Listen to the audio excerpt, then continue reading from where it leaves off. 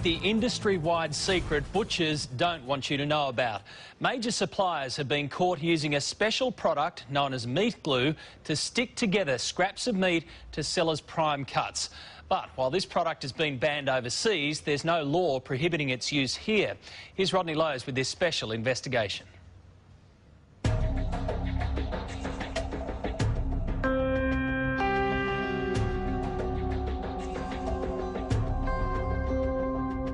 It's the meat industry's dirty secret, a way of turning the scraps too small to sell as a premium steak back into a juicy, plump eye fillet to sell for a premium price. So clever, you'll never tell. Not even an expert can. Before, you didn't even pick that as a join, though, did you? It doesn't even tear through the joint. A bit hard to tell, isn't it? Butcher James Faulkner runs Queensland Natural Beef Company, an organisation dedicated to using as few additives in meat from paddock to plate as possible. But tonight, he's exposing how some parts of the industry are able to trick their customers and use whatever it takes. Yeah. I've just got some fine diced beef and my special enzyme. I'm just going to mix it up a bit. Why have we got the masks on? This is dangerous. See that? Don't breathe that in. This powder is Transglutaminase enzyme, otherwise known as meat glue. Meat glues come in a number of forms, some produced by cultivating bacteria, the others, the primary ingredient comes from the blood plasma of pigs and cattle, specifically the coagulant which causes blood to clot. In the food industry, it has amazing properties.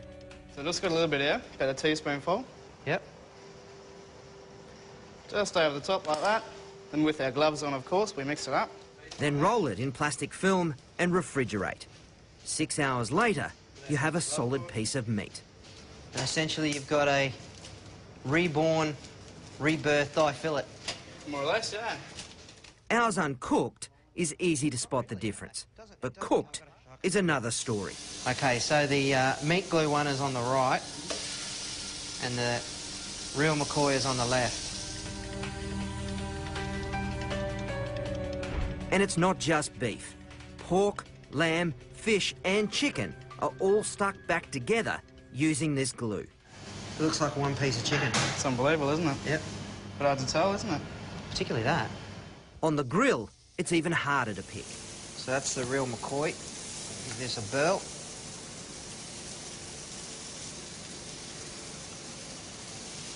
Nice and tender, nicely salted. All right, let's go for the meat glue.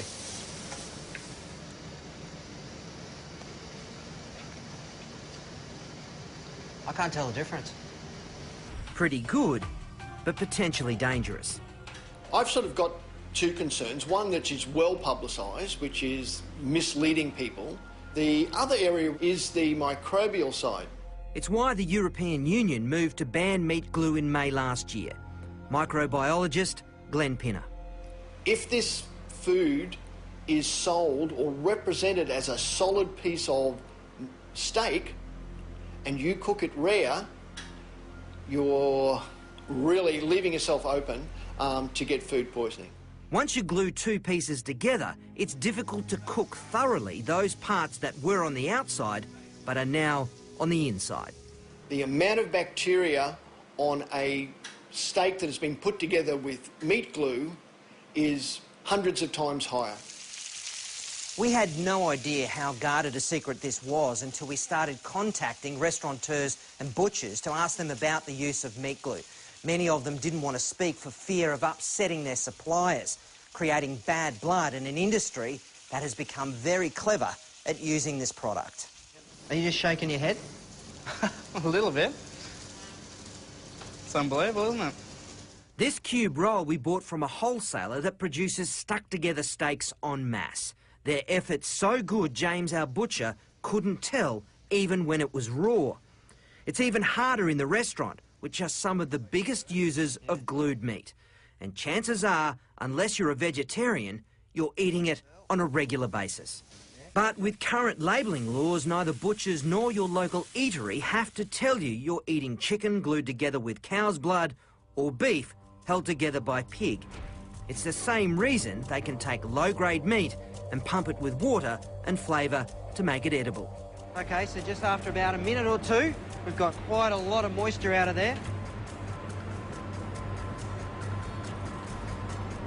And we've lost almost half a kilo.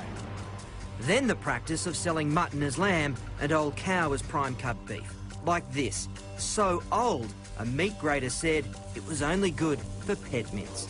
You've got yellow fat colour, really dark meat colour. It's definitely off a really old type of animal.